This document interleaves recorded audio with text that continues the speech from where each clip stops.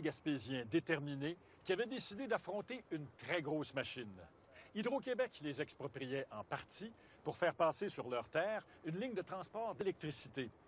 Les deux hommes considéraient que l'offre d'achat d'Hydro était à la limite insultante. Du nouveau de ce côté, mais voyons d'abord un extrait de notre reportage. Nous sommes à New Richmond, dans la baie des Chaleurs, en Gaspésie, dans ce qu'il reste de la plantation de pin rouge de Reynald Murphy. Lorsqu'on vous a exproprié, qu'est-ce qu'on a coupé finalement? Bien, en fin de compte, ils ont coupé environ 100 pieds par là. Puis toute la largeur de ma terre, c'est 208 pieds, qui représentent environ 450 arbres.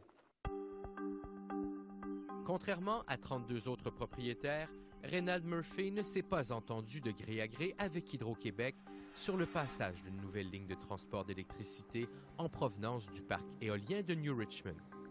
La société d'État l'a donc exproprié et lui a offert une indemnité de 600 $. Je suis pas contre l'électricité et que le gouvernement passe l'Hydro-Québec, mais je suis contre qu'ils nous volent. Ça, je suis contre ça, par exemple. Sur la terre voisine, Léopold Audette constate les dommages à sa propriété. Lui aussi a été exproprié. C'est un désastre. Ça me fait penser à un désert. Un désert, il ne pousse plus rien du tout. Puis il ne poussera jamais à rien parce qu'ils ont anéanti. Il conteste l'offre de 2000 $ d'Hydro-Québec. Mais j'ai décidé de me battre pour montrer aux jeunes que ces grosses machines n'avaient pas tous les droits. Les deux voisins ont décidé de s'unir et de contester l'indemnité que la société d'État leur a versée. Sans avocat et sans experts, ils se sont retrouvés au palais de justice de New Carlisle. Et surprise, le tribunal leur a donné largement raison. L'indemnité de Léopold Audette a bondi de 2 000 à 12 238 $. Celle de Reynald Murphy est passée de 600 à, tenez-vous bien, 28 569 $.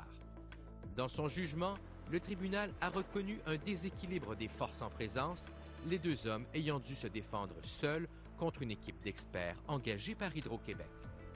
Face à cette cuisante défaite, Hydro-Québec a porté les deux causes en appel. Nous autres, ce qu'on fait présentement, là, on ouvre une petite porte, puis ils n'aiment pas ça.